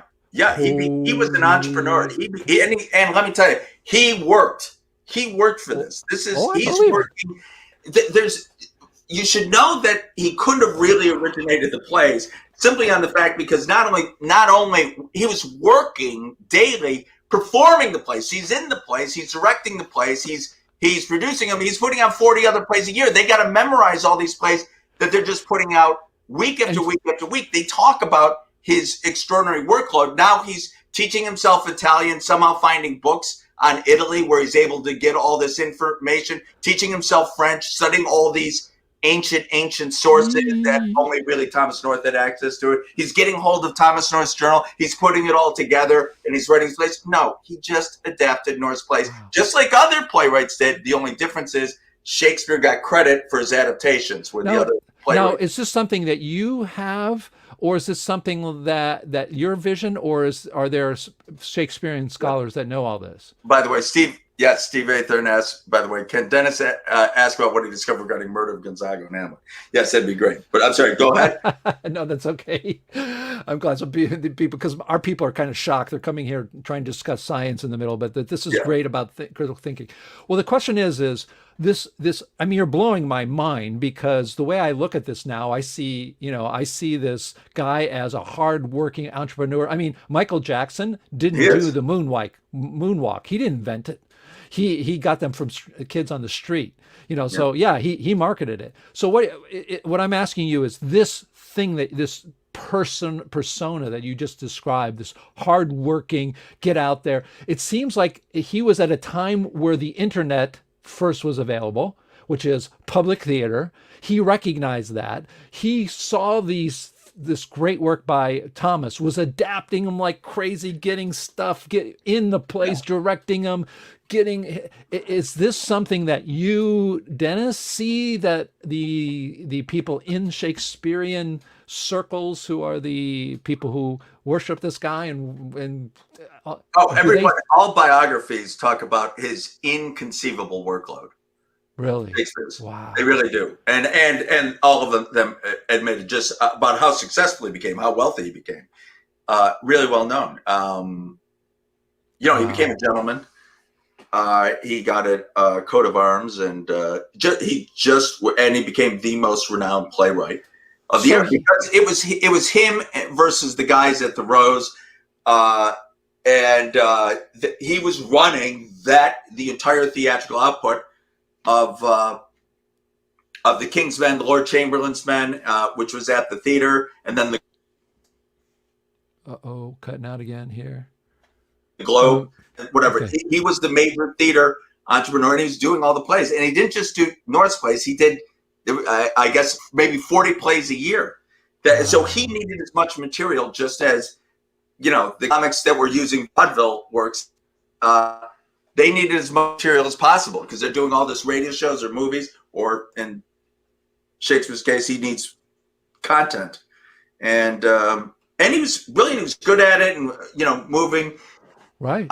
Right. So I have no resent. So I Oh yeah, don't. sure. I don't either. I mean, but it's really different from what the public sees of Shakespeare, because when you go to theater class, and my daughter's taking theater, theater, even though she's musical theater, loves dance, singing, acting, the whole thing, you go to theater and they talk about this. I have a friend who is English, and I told him I was going to be talking to you about this, and he goes, "Oh, this is," they just totally whitewash because they get this sort of. He reminds me a lot of, who? Thomas Edison. Thomas Edison stole the movie camera. He wasn't the first people to do that. Yeah. He was good at the marketing. He did some things on his own for sure, but he just then started sucking up everything he could even see, and he became the entrepreneur, the inventor. It was half of it was the great business sense, really. So what Kind of blew it at the end, but yes, exactly. I would, but I wouldn't. But again, I wouldn't uh, suggest that Shakespeare is doing anything at all sinister, Oh or no, no, or even sure, no. Thomas. I think Thomas Edison was a little less scrupulous Yeah, than no, he was, and than yeah, but I meant in the sense of people look at Thomas Edison and he invented the movie, all the things. projector, yeah, and he didn't, and yeah, that's for sure. So, oh wow, that's just quite amazing. Now, what do you think the relationship between, now that you know that, because obviously you see the connections much more. How do you think that Shakespeare worked alone when he was doing this? Was No, he working no, with? he had co-authors, and they're now, and this is over the last probably 30 years, and this is becoming conventional. He often worked with co-authors. He didn't just work when it says upstart crow beautified with our feathers. He's talking to Christopher, that famous line, and there's a television show in England called Upstart Crow about Shakespeare. It's a well-known line. There was a biography about him referring to Upstart Crow, to Sweet Swan. That line in a satire called Green's Groatsworth of Wit about Shakespeare uh, clearly is showing that he was also getting credit for other people's works. Right, Locrine, which he got credit for more than a century, right, Shakespeare did, was actually written by Robert Greene. It is likely that's where some people think it is. Yorkshire Tragedy was written by Thomas Middleton. He worked with Fletcher after his life, so he was working with he had right, to. right, It right, was the playwriting team, but he was the head of right. the production of all these plays. He Wow. was he was I'm sure he was in charge of hiring. The way you read about in satires, he was in charge of hiring everyone, and hiring and getting and organizing the plays and getting them. Sir Thomas. It's interesting. The one thing that they think that they have Shakespeare's handwriting on a play of a manuscript, the only supposed manuscript of Shakespeare. I don't think it's his handwriting, but that doesn't matter. There's 5 different hands in the play. So there's 5 Wow. different authors Wow. working on each thing, whether they're copying another play or whatever they're doing, they're adding all their material. And now they think, Henry VIII was worked on with Fletcher. Some people think Nash also was helping, and things like that. So So now, now you've come and now you're introducing this whole idea that the major works that Shakespeare was working on were totally influenced or taken From earlier plays written by from Thomas North, plays how we many know how existed, that there's a record of. There's a record of these plays. That so when you one of the things that was a criticism I saw was that, oh, you invented these things. yeah, How much of that's the reason people Thomas's don't know work do we stuff. have that I'm I mean, sorry. obviously you are using real Thomas works when you're looking at using the plagiarism software. Yeah, But those, are there some other things that you've discovered that you haven't yet found, but are pretty certain that also involve Thomas North?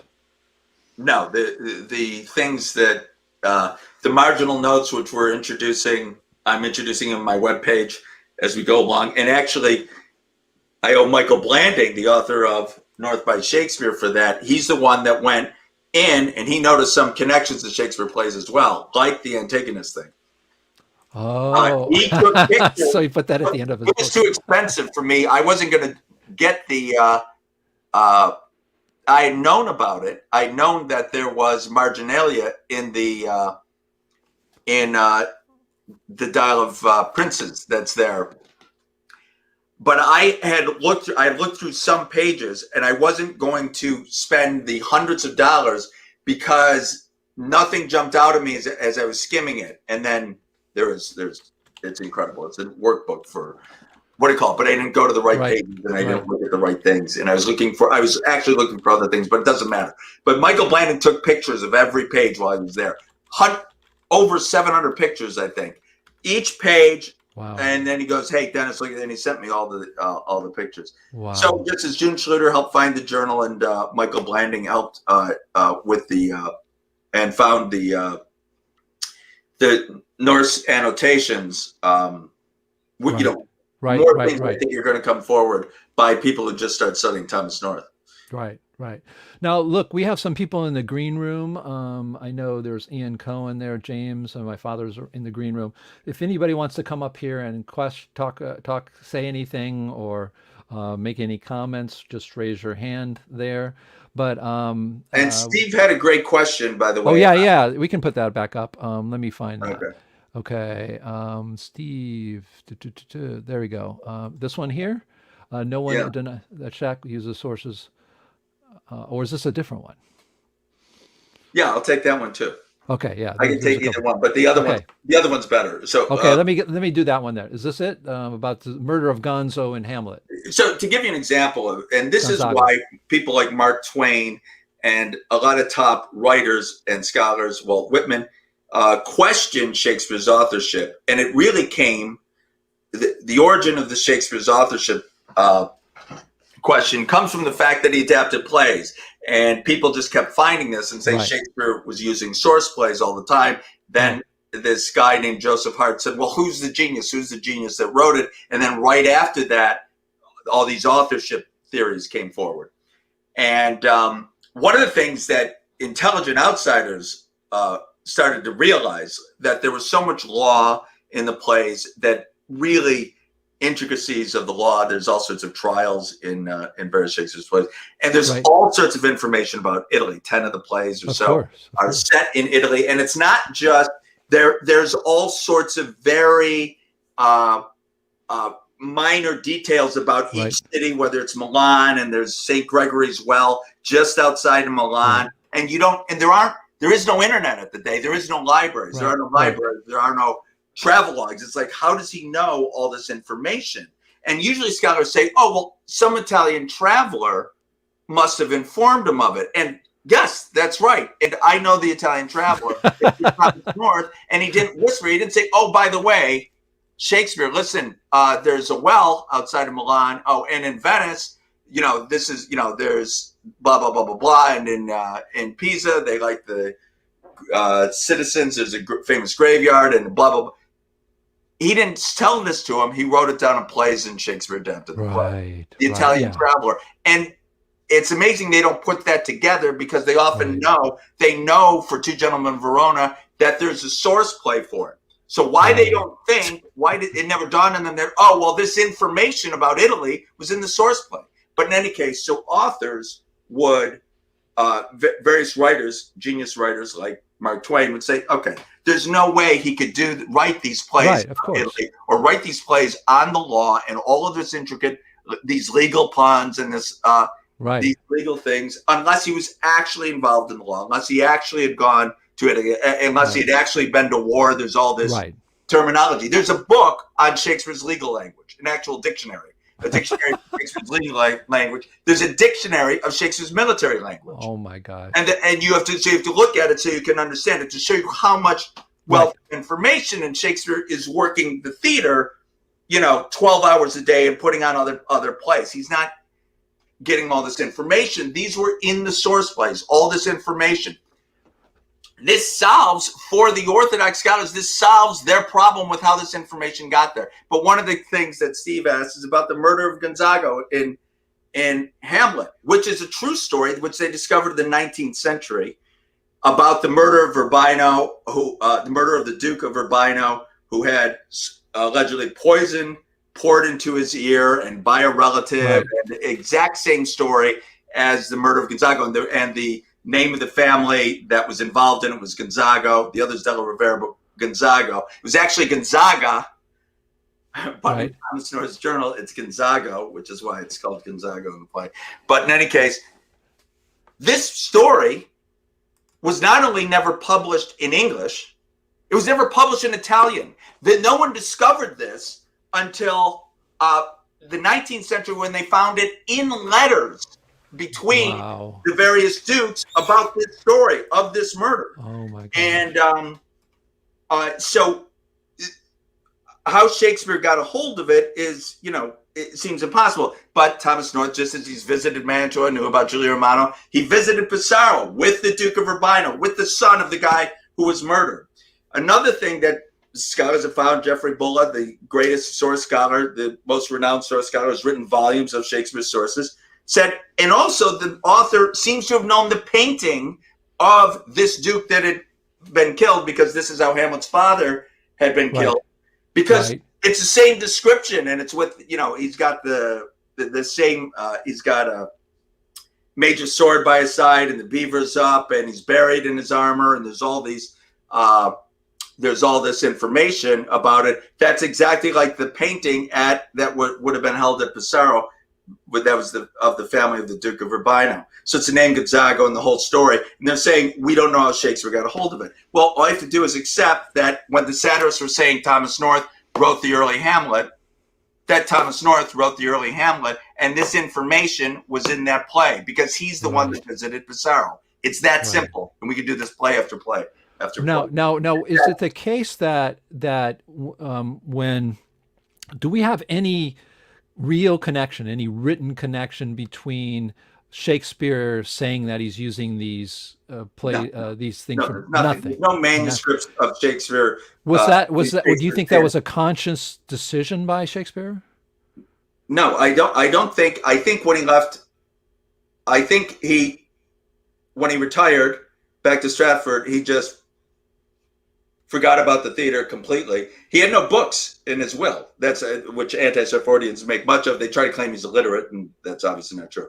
But sure. But there are no books. But just to show you, there's no manuscripts or any of the plays or any of the things. They've got a will for him. We don't have a will of Thomas North, but I guarantee there's a lot of books in him. Right. Now, so do you think then, was it just part of the process that he was going through at the time of, I am going to, there's this new thing called public theater. I'm going to grab all these great works. I know of Norse stuff. He just needed material. And it's he needed material. Yeah. Right. And so he did that. And so he just got caught up into it. And so he didn't ever go back. I mean, at the time, those things based on North weren't those the best, or at the time they were the best? And that's what we now call his canon. The works that he borrowed from North. The other works that he published that were published with his name on them, they say, oh no, people were conspiring to frame Shakespeare for mediocre work, like Yorkshire Tragedy and Thomas Lord Cromwell and London Prodigal. all with his name on them while he's alive in London, and no one's correcting it. There's a cone of silence. They talk about no one ever said that Shakespeare didn't write these plays. No one tried to correct the record. Why was his name on them? Because he adapted those plays. Right. Why don't they seem Shakespearean? Because North didn't write those. Middleton wrote Yorkshire Tragedy, which Shakespeare, right. Shakespeare would have worked a little bit on it. Right. Middleton got paid for his duties, and Shakespeare then got credit for it when it was published. It's that simple. There's no conspiracies at all. Right. And there's all these thousands of lost plays. We have record of them existing that Shakespeare used. And I have the sixth grade Sunday. I've got his journals. I've got Thomas Roy's note works that he used for the plays. So tell me where you stand today. Obviously, you have an incredible author who has written about this journey that you've been on, writing about Michael you. Blander. Right, Michael Blander, and Blander. he Blander. But thank you. Unfortunately, today it's ebooks, right? So, I like real books. I'm gonna get the real book, but you have him writing about it. You have how many people are now Shakespeare historians that are starting to come around? Is that slowly happening? Is this just happening? Not yet. There's going to be a major news story when the first, and this is really true, and this person's going to be a hero forever. One of the major top Shakespeare scholars, other than June Schluter, is going to have to come forward and say, yeah, I think there's something here. There's more evidence. And now I've gotten very kind comments from a lot of Shakespeare scholars on other works like the George North manuscript and that discovery. But again, that wasn't big. But the first scholar that comes forward and says, yeah, there's something here. Yeah, we have to admit that Thomas North wrote some of these source plays, is going to be a hero. He's going to be each revolution needs those people. And the scholars those scholars, like the CS Monitor review said, those scholars who ignore this do so at the risk of their reputation. And that's the last line of the thing. And not only do I agree with it, the scholars who come out full just in these insane attacks, and there are a few of those. I mean, it's off the wall. They're really not going to come. Well, what's funny though, because when I first got into dissident work in science, people who were outside and found, I found a scientist who was working outside the mainstream, disputing something, right? First thing I did was go to the library where I lived in Long Beach and check out all the books on scientific revolutions, right? What happens then? When a new idea comes along, what happens? Well, I was really shocked to read one of the books, only one, but I found one book about Newton. And it said Newton retired with his job at the Mint. I guess if you are like retired from academia, you go to the Mint because they do physical stuff there, and it's like a cushy job, like a lobbyist gets a job or a politician, right? So you got that, and spent the rest of his days arguing his theories to his peers.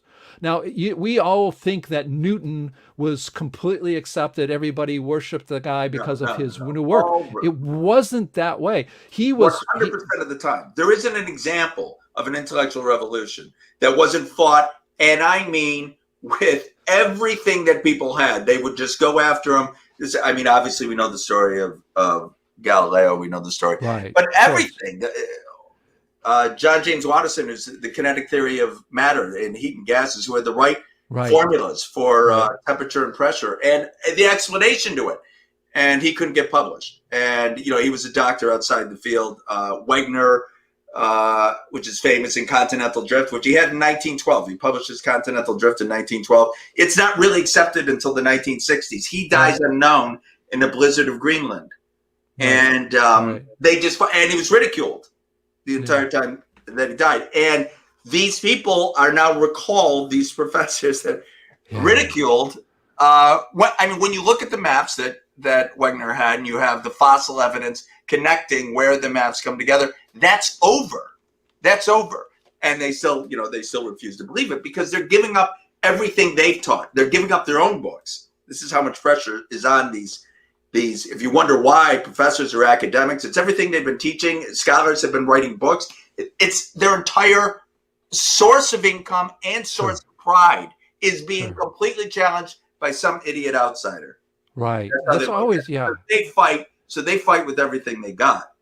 And it's understandable why they would have an emotional reaction against it, but it's just someone's got to have the courage. Actually, just go to sirthomasnorth.com and look down those. There's no other example like this. They'll say, oh, well, people were influenced. This isn't influence. This is hundreds of passages in every work. If you go to sirthomasnorth.com, just screen down, and then. I mean, the other thing is too is your motive. Your motive. I mean, what is your motive? I mean, it would be different if you have. I don't know. I can't even come up with a motive of why you would try to be a huckster. I didn't know Thomas North. I didn't know who Thomas North was. Exactly. I mean, you'd have to be some kind of huckster. I mean, I conned my way to June Schluter. Exactly. I conned my way onto the front page of the New York Times. I conned my way onto the cover story of the Boston Globe. That's what they think. That's literally what they think. Yeah, I mean, but it's like any attack. They'll just attack without even answering the question. You try to show them evidence, and they're going to say, "Oh no, they don't." There's no evidence. All they have is, "No, you're wrong," and let me tell you why you're right. I mean, a good example of that, and I know we're not talking about science, was like the gravity waves. There's a couple of people in Denmark that said, "Hey, it's only noise," and so what did they do? Instead of getting together and talking about it, they went literally flew to to Denmark and tried to school them in the way they should think about it, right? And that kind of attitude is so. A question to you is, you, Dennis McCarthy, obviously this is coming out now. How do you see yourself in all of this? Are you already on another project? Are you continuing on this? I will continue on this I got to get the webpage out. I got to get all the stuff. I still have so much stuff that's coming out. Right. And I'm going to have a video, by the way. I'm going to have a video, which probably within a few weeks, which is going to be me explaining, going through. I'll be a lot calmer than I am right here. No, when I'm answering questions off the cuff, I get a little excited and I want to apologize. No. But in any case, I'm going to have a video just explaining, taking people through all the evidence for it. That first of all, that the plays existed, that these early plays existed, that Thomas North was a playwright. Then I'm going to show the evidence for it, both in his passages and how there's really smoke and guns. There's no other explanation for how Thomas North's passages got into the Shakespeare canon, other than the simplest one, which is that, he's the author of the source plays. And there's certain examples. Another smoking gun is the fact that other people also adapted North's works. So you have Robert Greene wrote a novelization of Thomas North's Winter's Tale before Shakespeare did Winter's Tale. Now, all scholars think that Shakespeare borrowed from Robert Greene, but it's rather easy to prove that both works, as you can with languages, descended from a earlier ancestor, and that was North. One of the ways to do it, they're both borrowing from the same pages of Thomas North at the same time and the same passage. And the only way that can be is that they're both borrowing from an earlier work by Thomas North. So did you do any of this plagiarism analysis between Thomas North and other playwrights other than Shakespeare? Yeah. And did you find very similar things going on? No. So no, unless you have, except in the works that they're so Robert Greene, when he wrote this novelization of Thomas North's Winter's Tale, then you have passages come up because he's also borrowing, in some of the lines of Thomas North's original seep in, and you can trace their origin. So no, they're typically writing their own stuff, Greene and other people. But Ben Jonson, when Nash is spoofing Thomas North, as he spoofs other writers, and all these satirists spoofed a lot of writers, they'll quote him. So then it will come up there. So, when plagiarism software, if you put in the works of Nash, you'll say, he's quoting him here, he's quoting him here, he's quoting him there. But that's all the time when they're talking about the original author of the Shakespeare plays. Right. So how is it then for, again, people who are very new to this, because this is recorded, people come back and watch. Most of our watching comes after the fact, right? But how is it? How is it? Do you see? Do we have evidence of Shakespeare? What licensed these from Thomas North? He What bought them. was? He bought them. The exact phrase by Ben Jonson is he would buy the reversion of old plays, which means reversion is a kind of a legal term. You're right to use them when the other person's done or has died or whatever. You're right to use these plays afterwards. And it's kind of like a copyright. And he would buy the version of old plays. And they say Mark's not whose 'twas first, but he never really published a lot of the plays with them. But I'm sure what happened was when they were, it's Shakespeare. So what's the overlap? And again, I apologize. What's the overlap of the ages of Thomas North is 29 years older than William Shakespeare. So did Thomas North watch his plays become he might adaptioned? He might have. Yes, he probably was when he was working with and for Shakespeare. He would have seen Shakespeare's adaptations of his plays. So do you think there was, I mean, I guess the gap was quite big. Do you think there was a time where North goes, wow, this guy, it's sort of like this guy's making a lot of money off of me, like the two guys from Facebook from, I don't know, Harvard or Princeton or whatever, who contracted Zuckerberg first to do it, and then they come back saying, "Hey, Zuckerberg, you made a lot of money on this." I mean, yes, there is constant resentment. You will see, also, when he called an upstart crow. Upstart means newly made rich. Right. Right. There's constant resentment of Shakespeare's success. So I'm sure, as a writer who gets paid a certain amount for his screenplay, and then the producer makes all the money, right? Or or a novel, or a novel, and you see the movie makes all all these millions, and like, right, I really didn't get paid enough. I'm sure there might have been a little, but there was a standard rate of how much others got paid. Wow, this is just, these are the things I didn't know myself, even about Shakespeare. So right now you have just a plethora of information that you have that you're going to try to now start communicating this out to the world. Essentially, yes. And a good place to start is North by Shakespeare and my book, but this is an expensive book. Academic books, when you write academic books, but it's a lovely book. And by the way, FDU Press, Farley Dickinson University Press, is wonderful. And there's an editor there who's a very big fan and tweets all my stuff. So I love him. But if you can get this at the library, it's $100. But you might be able to. Right. But I do like the University Press. Academic books tend to be very expensive because the universities get them. That's how they make their money. Right. Exactly. And Michael Blaine is a good place to start, and my webpage, so thomasnorth.com, and go through it.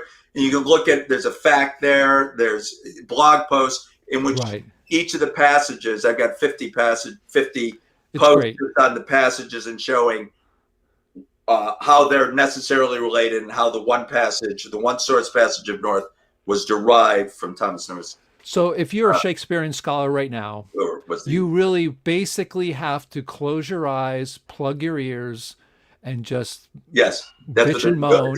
Some of these things, as with the journal stuff and the stuff, they can't just say, "Oh, well, William Shakespeare is following Thomas North's prose works. He just got his prose works and was using those." Some of the evidence, like with the journal and the marginalia, marginal notes that we find, is so convincing, and other stuff that there's no way that Shakespeare could have hoped. The only way to address it is by ignoring it. Exactly. You have to. And honestly, the first scholar, there's going to be one that comes forward, and he's going to be immortal. The first major scholar, whoever that is. And the people that fight it are going to be considered like all the people. Well, hopefully, I'm hoping that, obviously you're still pretty young. You seem to be healthy. Hopefully you'll get an honorable doctor degree, maybe several of them, and maybe from England, from here in the United States. But your work is absolutely phenomenal. I know that it blows my mind, and it's really critical thinking. The parallels to this, and people are wondering why I had you on the show. It's like the parallels to this and what happens in the scientific world are identical. There's no difference. The difference is people get, they make their money off of it. They get ingrained in it. You repeat it over and over and over. Anytime you challenge it, they go, "Oh, you Dennis, you didn't go to Harvard, Princeton, Yale, Cambridge, Oxford. So what do you know? If you were to come here, you would know the truth." These kinds of things happen across the board. And I just find it fascinating. And so people can go to your website, and you're going to have videos coming out. They can buy the book online on Amazon. There are videos. I have a YouTube channel. There's even videos out. Yes, I know. Right. Yes. Right. And of course, you have a link to that on your website, right? Yes, I do. Okay. You can go and Good boy. Good boy. Extras, under extras. Videos, slideshows, smoking guns, PDFs. Yeah. Okay. But I really want to thank you, and I want to congratulate you on your work. Like I have to. I mean, obviously, about what you've done. I appreciate your work and the work that you've done before, even in science. It was just, I saw a great mind working there, and I really do hope, at least the world will wake up to this, and at least in your lifetime, people are going to go, "Wow." Look at this amazing thing that was found by Dennis, and that at least people can recognize where that came from. But I certainly do, and I'm looking forward. And if you haven't read the book, it starts like a murder novel. It starts out with a murder, right? Yeah. In the snow. It's pretty gruesome. And so Michael's a great writer. He hooks you in right away. I mean, Right. I started read. I'll read a little bit because I'd have a little bit of time. I ended up reading it until about 1 in the morning. I'm reading and going on, what's going on here? And Right. it's just a fascinating story. Congratulations to Michael. Congratulations to you. I don't even know what to say. And, hopefully we'll have you back, and hopefully we'll see more of you. I'm just really glad we have a longer version to be able to talk with you, because I was so frustrated seeing that link that you put on Facebook, that of the interview. And I thought, Which I thought was a nice interview. They're very. No. I'm not.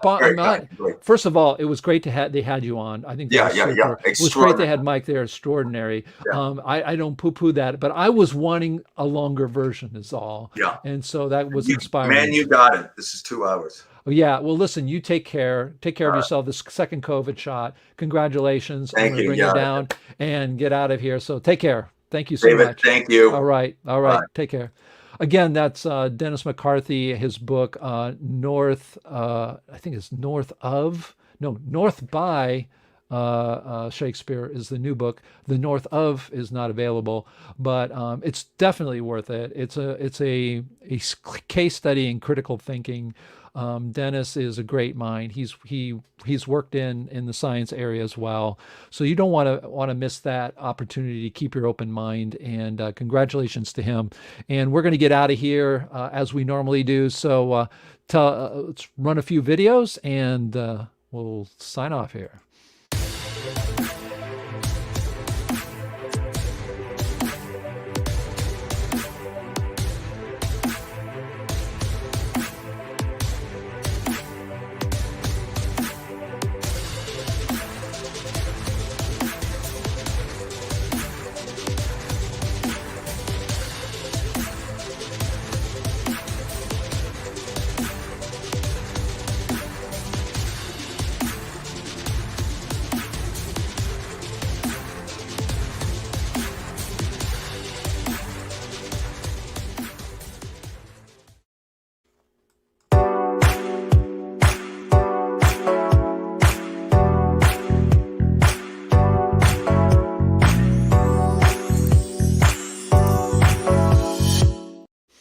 And remember what I say, stay critical, stay thinking. I am David D. Hilster, your science therapist, trying to get you to the promised land of becoming a critical thinker. Today's critical thinker was absolutely off the charts. Happens in all walks of life, but we normally focus on science, physics, cosmology, but today we got off a little bit on a different path. But critical thinking is still critical thinking, and that's where you should be. Don't believe what I say. Don't believe what Dennis says. Take a look at his website. Again, I'll put that up there. His website is, it's got his information on it. There it is. SirThomasNorth.com. Don't believe me. Don't believe him. Take a look at the evidence. That's how you make up your own mind. Ciao for now.